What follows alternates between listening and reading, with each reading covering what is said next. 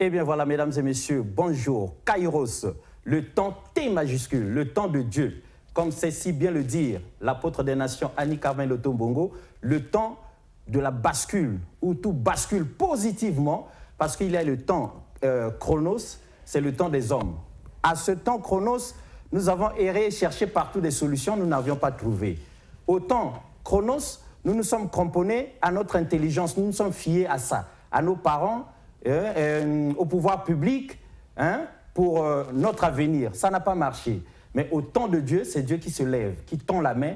Donc c'est à nous de prendre cette main afin qu'il puisse décider sur nous, à point qu'il puisse mettre une barrière entre notre passé chaotique et notre futur qui s'annonce lumineux. Alors, ma chère Arnette, bonjour. Bonjour Alexis. Alors, qu'est-ce que ça vous dit de revenir encore aujourd'hui à Kairos? C'est toujours une joie, c'est toujours un plaisir parce que les gens sont nombreux et de partout. J'ai aimé ce que vous avez dit en amont, Dieu nous tend le bras et la Bible dit même à ce sujet que son bras n'est pas trop court pour ne pas arriver là où nous sommes. Et toujours dans ce que vous avez précédé en disant là où Dieu va venir mettre séparation de ce qui était ancien, la Bible dit également à ce sujet que lorsque nous recevons le Seigneur Jésus comme Seigneur et Sauveur, les choses anciennes sont passées, nous devons de nouvelles créatures en Jésus-Christ. Très bien. Donc, c'est ça ce que nous recherchons sur ce plateau, d'où l'attachement à Dieu, 7e partie. Décidément, la cité du roi des rois tient à ce que nous puissions nous attacher à Dieu. Et ce n'est pas nous qui allons en parler, c'est un docteur de la parole que nous avons invité cette fois-ci sur ce plateau. Docteur, bonjour. Bonjour, monsieur Alexis. Alors, pour tous ceux qui sont les habitués de Kairos, qui vous découvrent là, dites-leur déjà en 2 mots qui vous êtes. Je suis le docteur Jaurès Mayoulou, donc fils légitime du prophète des nations, Annie-Carmen Oto Eyenga. C'est ça en bref. Alors, on a l'impression que vous êtes nombreux à vous déclarer par le banc de fils ou fille du prophète des nations. C'est quoi ce cinéma-là? Qu'est-ce qui fait qu'il y a beaucoup d'hommes de Dieu charismatiques, parce que vous l'êtes, mais qui nous disent encore je suis fils et je suis fille de Annie-Carmen Oto Mbongo Yenga? Bon, écoutez, monsieur Alexis, nous naissons de quelque part. Et chaque personne qui a un parcours assez brillant vient toujours de quelque part. Donc cette personne tire ses origines de quelque part. Donc on ne naît pas grand, mais on grandit au pied de quelqu'un. Et c'est cette personne, n'est-ce pas, selon la Bible, qui est mandatée pour vous montrer le chemin. Et voilà pourquoi je l'ai déclaré que je suis le fils légitime du prophète des nations, Annie-Carmen Oto Eyenga. Mais est-ce qu'on est obligé, docteur, lorsqu'on on sort de quelque part, on a été formé par quelqu'un, est-ce qu'on est obligé de le témoigner comme ça, aussi au vu de tous? Ça risque de vous rabaisser devant les gens. Bon, ce n'est pas un rabais dans le sens du terme, parce que nous pouvons nous référer dans la Bible, nous pouvons nous référer sur des héros de la Bible, donc des personnalités, n'est-ce pas, qui ont su marquer la Bible. Il est arrivé à un niveau là où ces personnalités devaient s'identifier. Par là, nous pouvons le voir avec David. Lorsque David était en train de négocier pour aller en guerre contre le tyran Goliath, alors le roi Saül a demandé de qui était-il fils. Vous voyez? Donc, moi, je pense que ce n'est pas un rabais, plutôt c'est un honneur lorsqu'on se proclame haut et fort qu'on vient de quelque part. Parce que,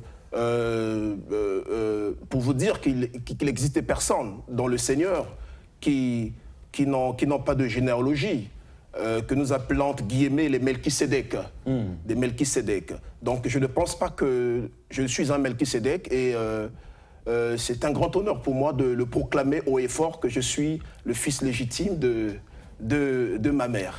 Alors, avant que Arnette ne pose 1 ou 2 questions sur ce que vous dites, est-ce qu'il y a quelques conséquences que ce soit lorsque un fils légitime arrive quelque part, mais refuse de faire allégeance, de témoigner d'où il vient, de s'identifier comme il se doit, lorsqu'il se fait Melchisédek, entre guillemets, comme vous le dites? Est-ce qu'il y a quelques conséquences spirituelles à ça?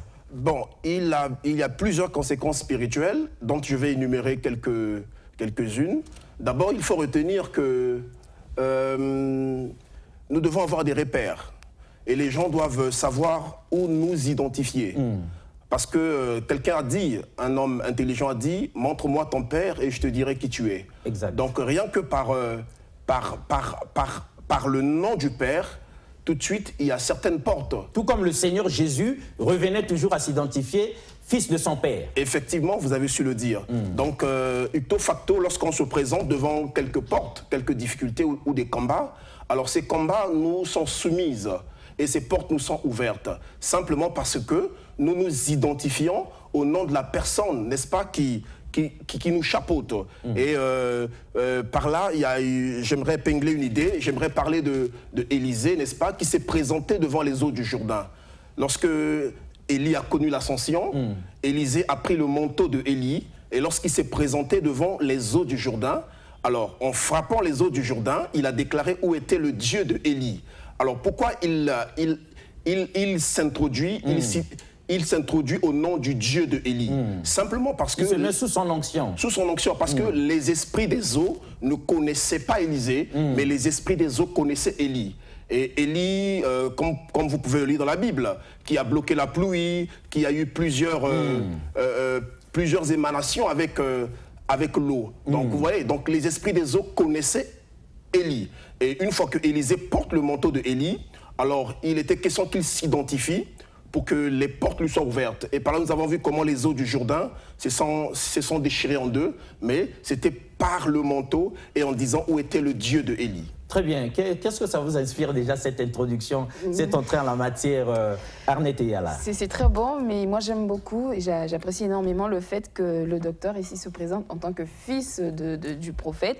Il a su souligner des choses très importantes et au moment où est-ce qu'il intervient, je me rappelle quelque part dans la Bible, dans le Nouveau Testament, donc il y a les 7 fils de Sheva qui décident de délivrer quelqu'un, mais quand ils décident de prier, ils disent au nom de Jésus que Paul prie, mais les démons les ont saccagés. Donc les démons disent, nous connaissons l'apôtre Paul, nous connaissons Jésus, mais qui? Donc voilà aussi dans le monde des esprits, comme l'homme de Dieu a su le dire, ça vous ouvre les portes, les esprits vous obéissent, pas parce que vous êtes je ne sais comment, mais c'est à cause de l'alliance que Dieu a fait avec votre mentor, si je puis dire ça comme ça. Très bien, mesdames et messieurs, Kairos, le temps de Dieu, on est en direct avec cet homme de Dieu charismatique qui vient de mandater par le prophète des nations, Annie Carmel Otombongo Eyenga.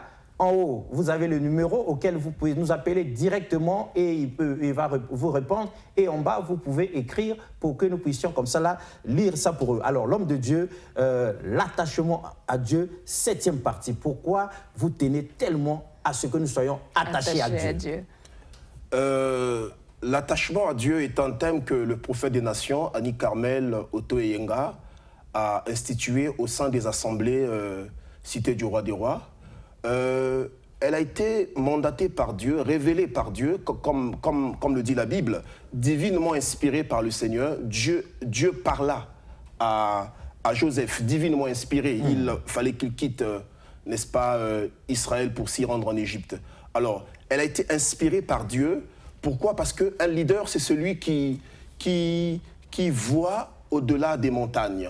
Vous voyez, donc un thème ne se donne pas de manière anodine. Pas au hasard en tout cas. Pas au hasard. Donc ayant l'alliance avec Dieu, alors par là elle a compris qu'il faut que le peuple de Dieu revienne à Dieu.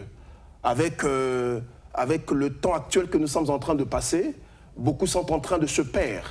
Les enfants de Dieu sont en train de se perdre, sont en train de s'emporter par des voies de plusieurs doctrines. Ouais, donc c'est par là que la servante de Dieu a été inspirée par Dieu, n'est-ce pas, pour instituer ce thème au sein des assemblées, pour que le peuple revienne à Dieu, pour que le peuple s'attache de plus en plus à Dieu.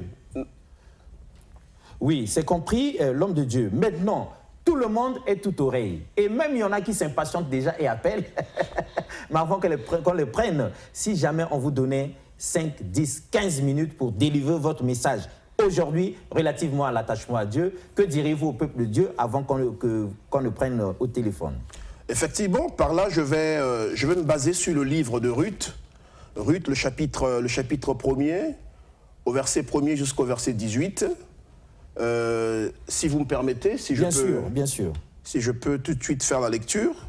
Alors, dans le livre de Ruth, il est écrit du temps des juges, il y eut une famine dans le pays.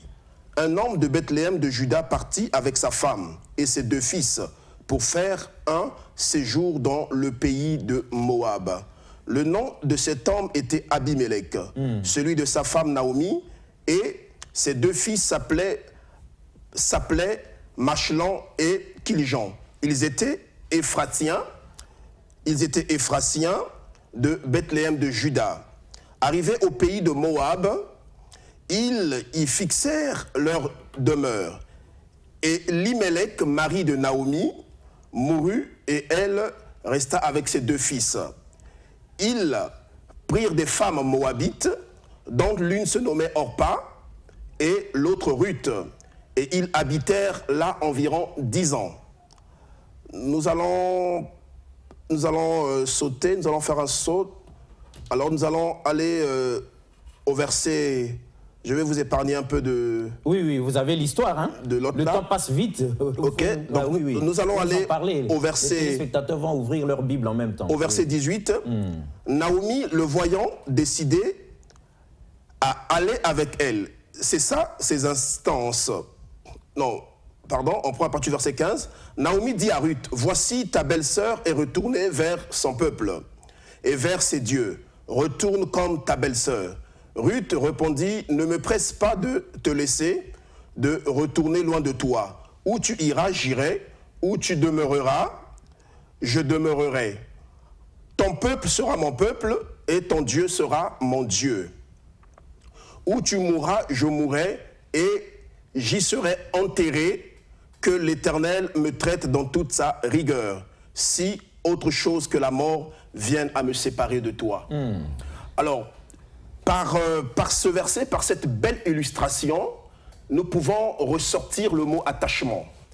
Et par là, nous pouvons voir comment est-ce que cette dernière, Ruth, qui s'est attachée à Naomi. Alors, par là, en trait de jeu, j'aimerais dire que, j'aimerais aller plus loin pour dire, on ne peut pas s'attacher à un Dieu qu'on ne connaît pas sans pour autant s'attacher aux hommes que Dieu a établis. Ouais. Donc, Dieu, on ne le voit pas. Dieu est invisible. Dieu est esprit. Vous voyez? Donc, pour s'attacher à Dieu, il faut s'attacher aux hommes, aux leaders que Dieu a établis en dignité. Donc, Naomi, Ruth avait compris cela. Voilà pourquoi Ruth s'attache à Naomi et il y a une déclaration forte qu'elle sorte. Elle dit que ton Dieu sera mon Dieu. Donc, par là, nous pouvons voir, nous pouvons percevoir que Ruth ne s'attachait pas seulement à Naomi, donc le mobile principal, ce n'était pas seulement Naomi, mais Ruth avait vu au-delà de Naomi. Donc Ruth avait vu un Dieu au-delà de Naomi. Exact. Voilà pourquoi Ruth pointe du doigt le Dieu de Naomi. Ruth dit, ton Dieu sera mon Dieu. Ouais. Ton Dieu sera mon Dieu. Donc c'était une alliance que Naomi, plutôt que Ruth, était en train d'établir entre Dieu et elle, mais passant par le biais de Naomi. Vous voyez? Donc Ruth établissait cette alliance passant par le biais de Naomi. Vous voyez? Donc elle devait s'attacher à Naomi qui avait l'alliance. Ouais.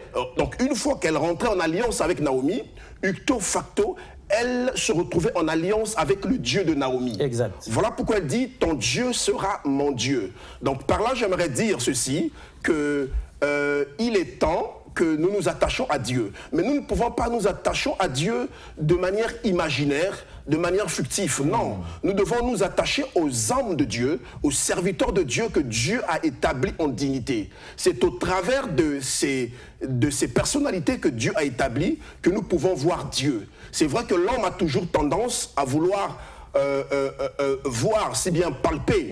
Ouais, l'homme a toujours cette tendance-là. C'est pour ça que vous allez voir, par exemple, lorsque Moïse sort le peuple de l'Égypte, il est arrivé à un certain niveau où Moïse est allé chercher Dieu sur la montagne, mais le peuple avait soif de Dieu. Alors qu'est-ce qu'ils se sont dit? Que créons-nous un Dieu. Ouais, ils voulaient voir un Dieu. Ils voulaient toucher quelque chose de palpable dont il devait établir comme étant une divinité. Ouais, donc l'homme a souvent tendance à voir. Mais voilà pourquoi, c'est la raison pour laquelle que Dieu envoie Jésus. Jésus qui est l'image parfaite de Dieu, que le peuple, que les nations voient Dieu au travers Jésus. Voilà pourquoi Jésus a dit, celui qui m'a vu, il a vu le Père. Donc, en trait de jeu, j'aimerais m'introduire sur ce passage fort de Naomi et pour dire au peuple de Dieu que lorsque nous nous attachons aux serviteurs de Dieu, nous nous attachons à Dieu. Lorsque nous faisons du bien aux enfants de Dieu, nous faisons du bien à Dieu. Voilà pourquoi Jésus a dit que j'étais malade, vous ne m'avez point visité, j'étais en prison, vous ne m'avez point visité, j'étais nu, vous ne m'avez point vêtu. Alors simplement, les apôtres ont dit, mais à quel moment tu étais malade? Il a dit, celui qui l'a fait à l'un de ses plus petits, l'a fait à moi. Ouais? Donc on ne peut pas s'attacher à Dieu comme ça. On doit s'attacher aux serviteurs de Dieu, on doit s'attacher à une église locale, parce qu'il y a plusieurs dimensions de l'attachement. Nous ne pouvons pas tout étaler sur ce plateau, mais il existe plusieurs dimensions dans le domaine de l'attachement à Dieu. Mais par là, nous voulons parler, n'est-ce pas, de l'attachement à Dieu au travers des hommes. Exact. Alors, l'homme de Dieu, je ne sais pas la question que ma consoeur peut avoir là-bas, s'attacher aux hommes de Dieu, parce que Dieu, on ne le voit pas.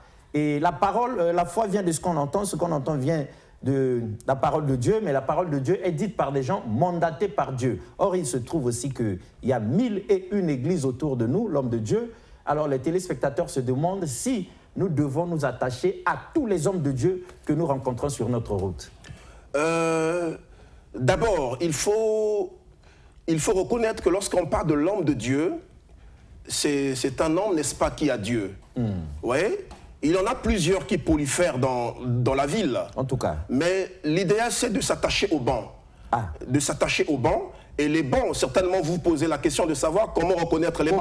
Comment reconnaître les bancs? Anticiper cette question. Exact. Pour vous dire que la Bible dit que vous les reconnaîtrez par leurs fruits. Par leurs fruits. Ouais, donc c'est par les fruits, n'est-ce pas, qu'on peut reconnaître les bons ou tout comme les mauvais. Les mauvais.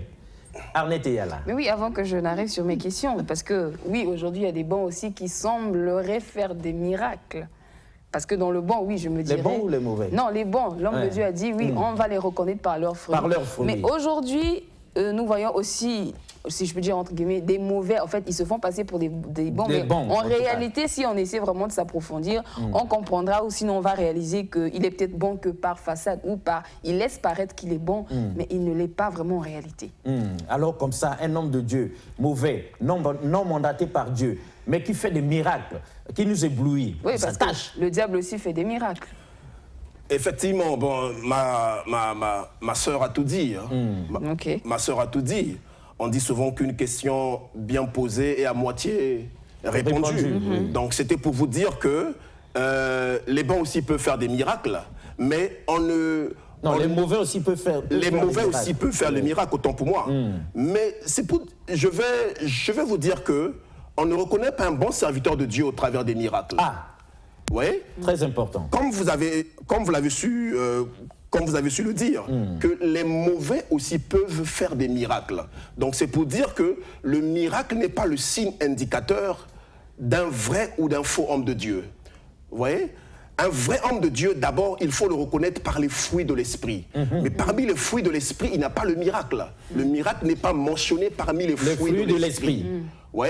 Un bon homme de Dieu, on doit le reconnaître par l'amour qu'il dégage, par la patience, par la tempérance, par son témoignage. Ce sont par ces fruits de l'esprit que l'on peut reconnaître un véritable homme de Dieu. Ce n'est pas par des miracles, ce n'est pas parce qu'il fait des miracles. Parce que la Bible dit qu'au temps de la fin, plusieurs diront à Jésus que nous avons fait des miracles. Mais Jésus leur dira, je ne vous ai jamais connu, ôtez-vous devant de moi, serviteurs de l'iniquité. Ouais? Donc le miracle n'est pas le signe indicateur,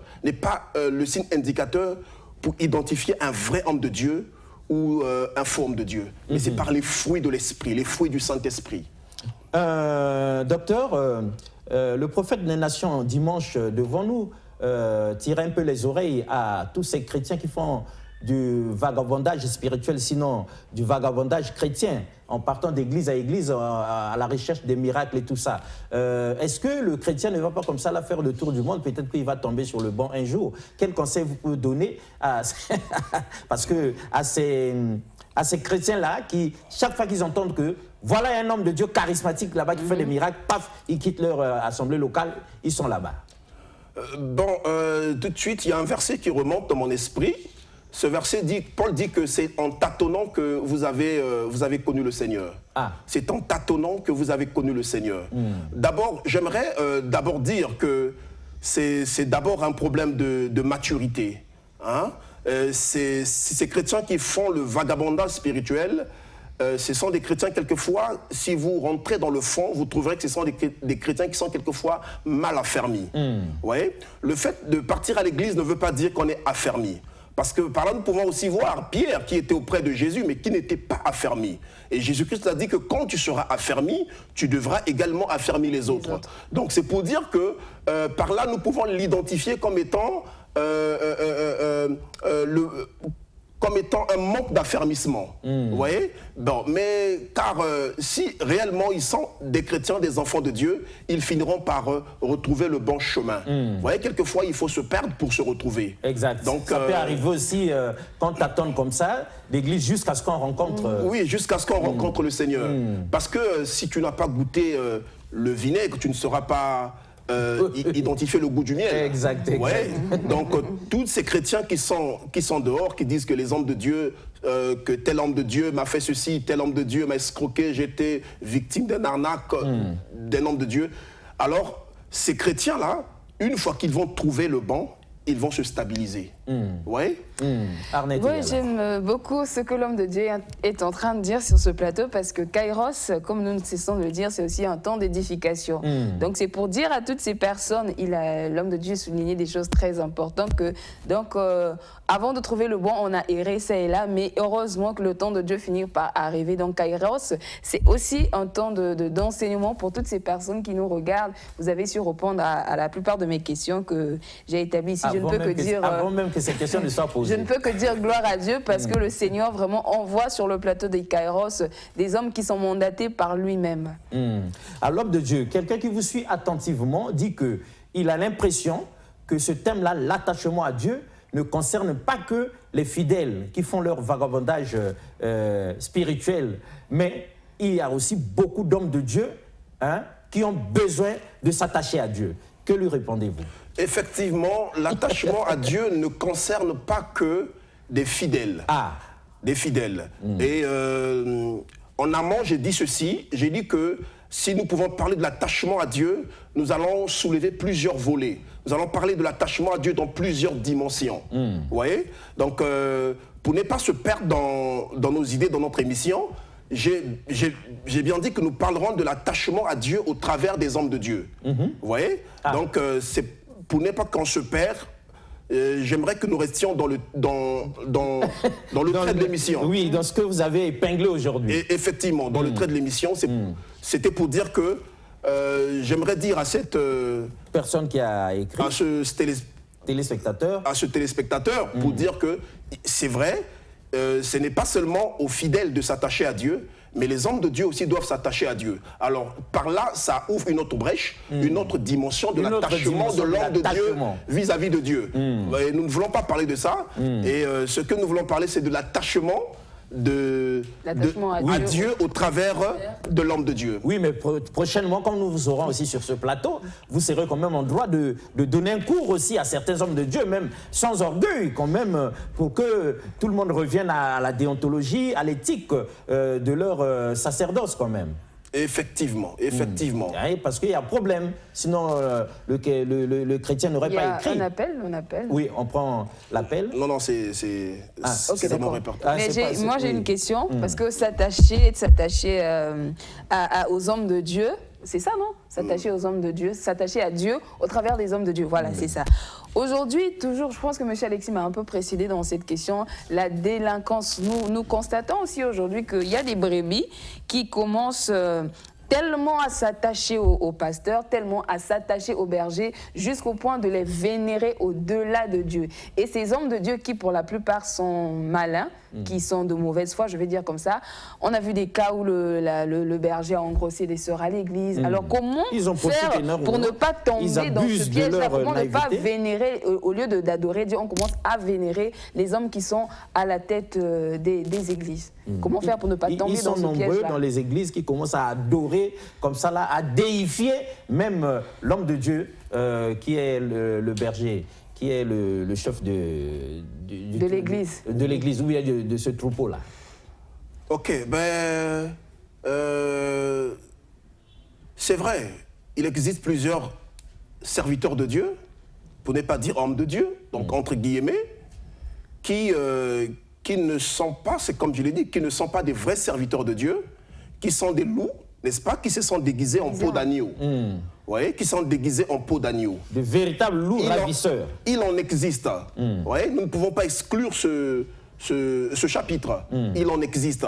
Mais je pense bien que la meilleure manière, l'arme idéale que nous devrions utiliser pour déguiser ou bien pour dévoiler, n'est-ce pas, ces loups, c'est d'être enseignés en fait.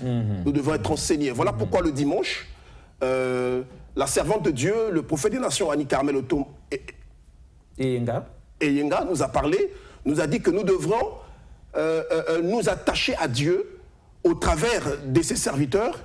Et elle a parlé de Josué qui était serviteur de Moïse. On peut prendre l'appel ou bien c'est du répertoire ou bien quelqu'un qui appelle. Oui, essayez de voir Haut-parleur. Haut-parleur. Allô? Oui, depuis DRTV. Oui, j'ai une question à poser parce que je vois l'émission Kairos, le temps de Dieu. Oui. Kairos. J'ai une question à poser. Ok, posez votre question. Au pasteur qui est là en face de moi.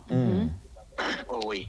Pourquoi les hommes de Dieu demandent toujours aux fidèles de s'attacher à Dieu?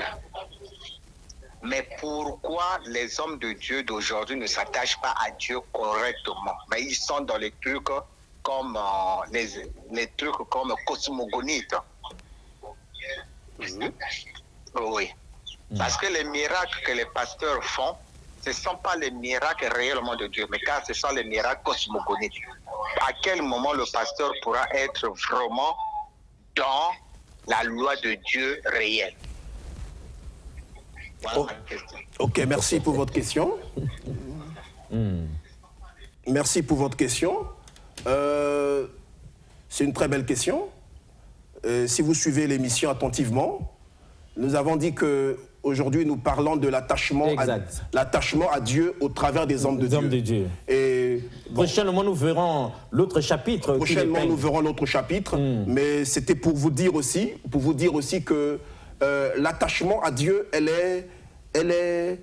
c'est un ordre de Dieu en fait. Dieu demande à ce que nous nous attachons à lui.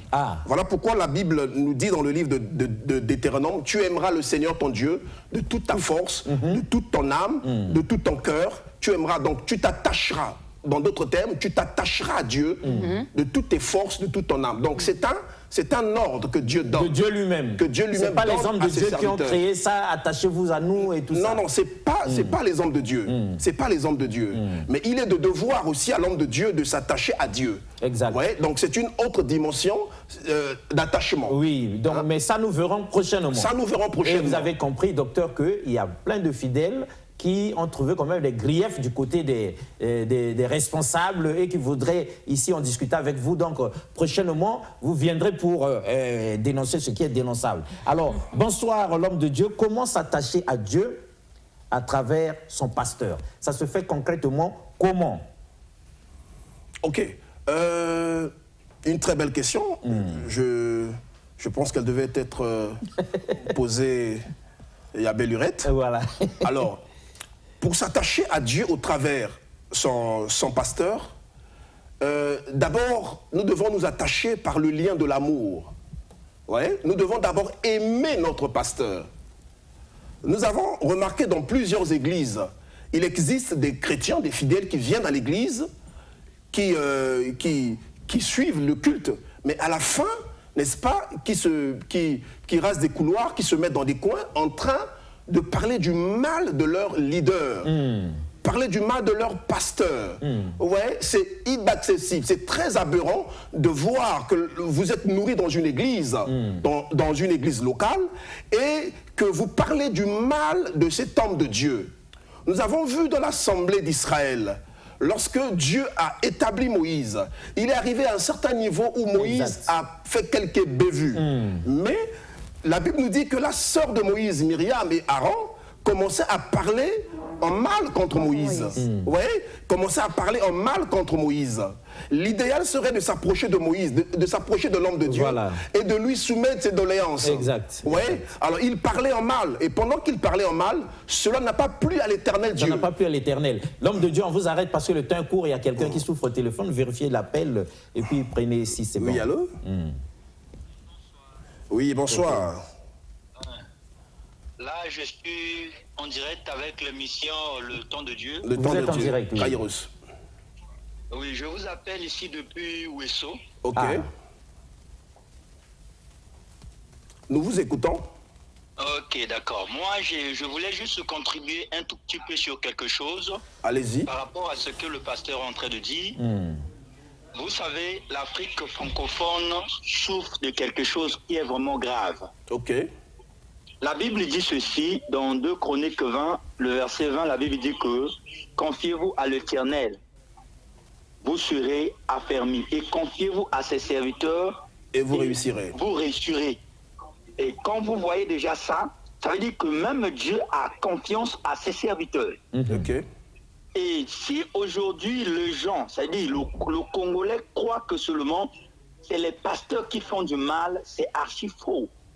C'est pas la vérité. Parce que là où il y a le faux, il y a toujours des vrais. Dans la politique, il y a des faux politiciens, il y a des vrais politiciens.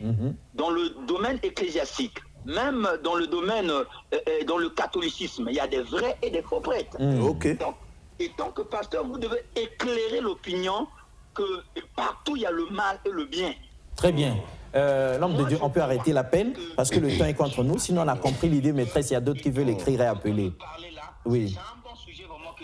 Ok, merci, nous vous remercions. Merci. Merci. Ah, donc, Arnett est là. Si on a compris, l'homme de Dieu qui vient d'appeler, hein, il est venu remettre les choses à l'endroit par rapport à tous ceux qui, d'emblée, comme disait le docteur, critiquent les hommes de Dieu.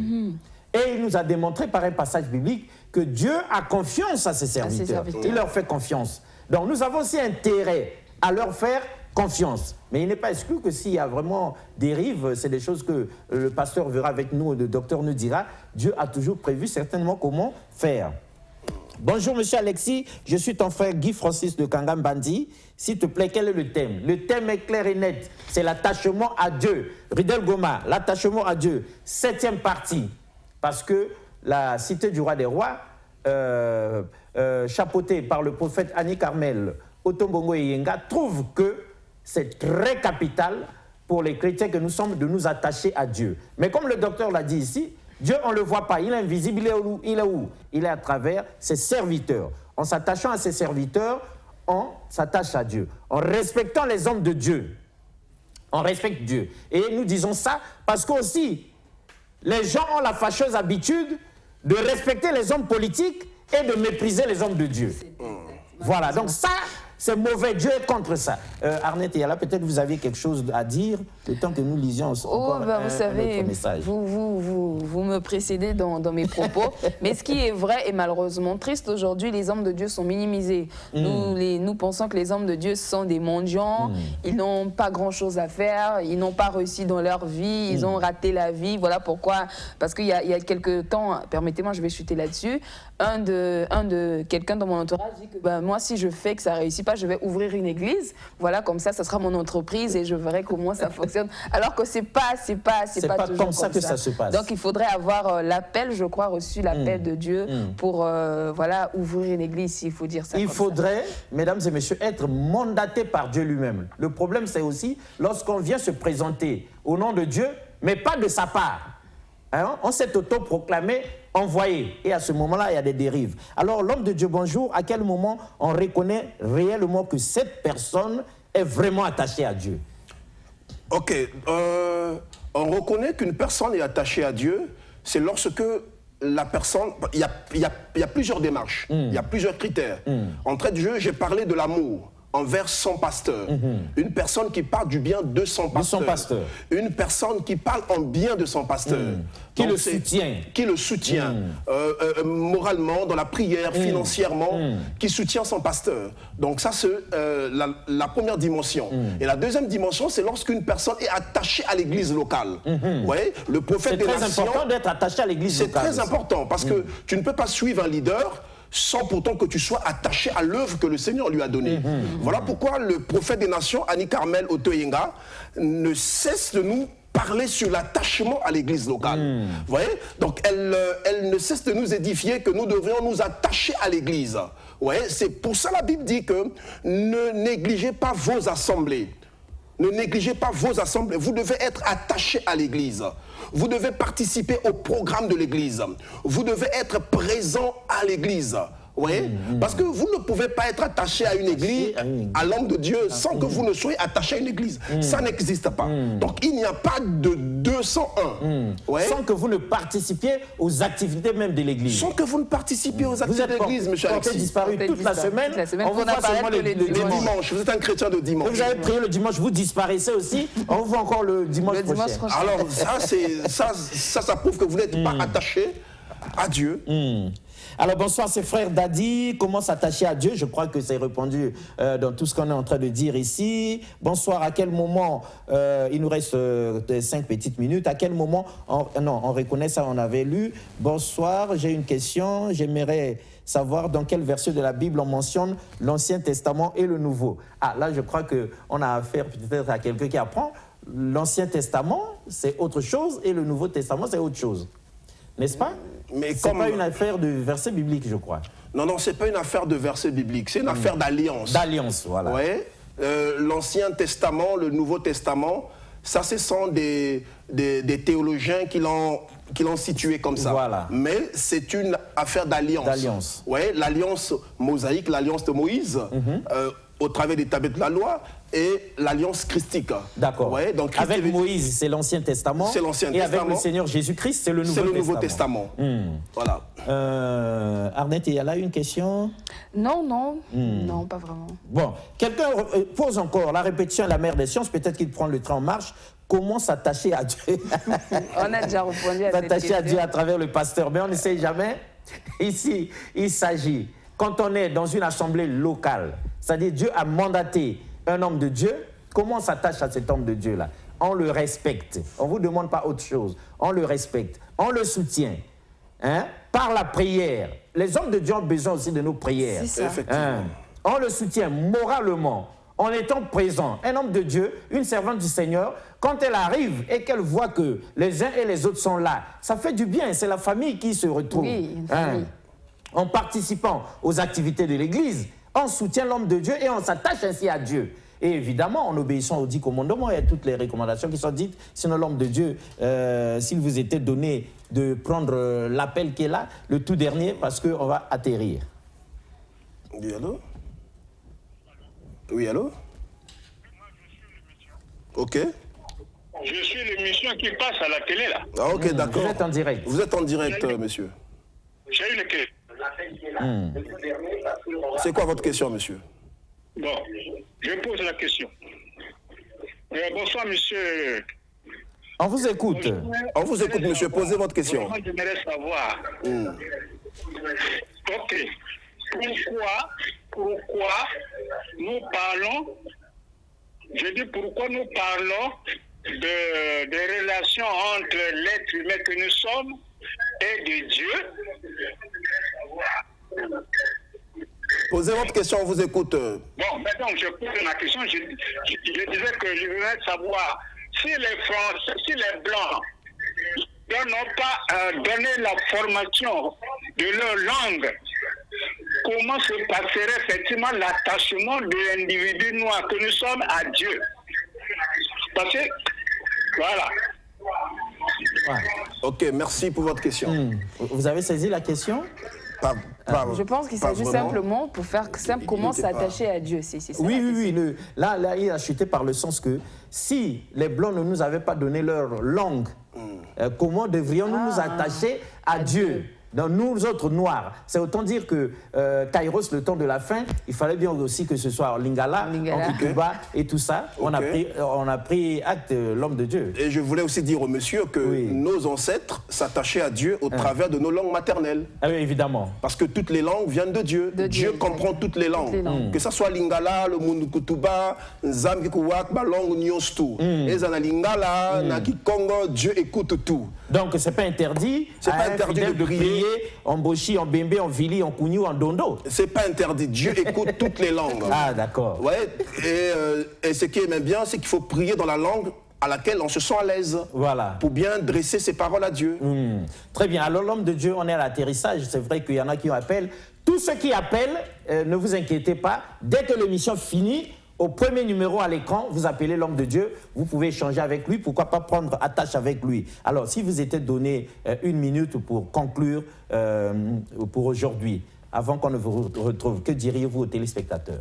Bon, j'aimerais, entrer Dieu, dire aux téléspectateurs que l'église Cité du Roi des Rois, ça fait près de 2 mois, est en train de développer ce thème sur l'attachement à Dieu.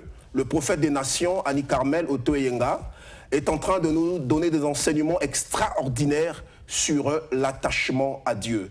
Vous voyez, tout ce que je viens de dire n'est qu'une partie succincte des enseignements, n'est-ce pas, que le prophète des nations, Annie Carmel Otoyenga, dispense au sein de l'église Cité du Roi des Rois. Et c'est pour ça que j'aimerais lancer un vibrant appel à toutes ces personnes qui habitent Brazzaville, les environs, de venir massivement écouter ces enseignements sur l'attachement à l'église Cité du Roi des Rois, située à Mpila, en face du port ATC. Il se passe des enseignements très fabuleux de la part de la servante de Dieu. Et il y a plusieurs délégations des hommes de Dieu qui passent en panel, n'est-ce pas, pour nous enseigner sur l'attachement à Dieu. Très bien. Mesdames et messieurs, c'était comme ça là, Kairos, le temps de Dieu, dans la 7e partie de ce thème très important, l'attachement à Dieu. Et l'homme de Dieu aujourd'hui est venu épingler le fait que nous devons, nous, en tant que fidèles, nous attacher à Dieu, qui est invisible et esprit, à travers ces serviteurs dûment mandatés. Donc, en nous attachant à eux, nous nous attachons à Dieu. Et donc, prochainement, nous verrons d'autres dimensions de la problématique. Mais aujourd'hui, le temps, c'est l'atterrissage. Au revoir et à la prochaine. Merci beaucoup une fois de plus.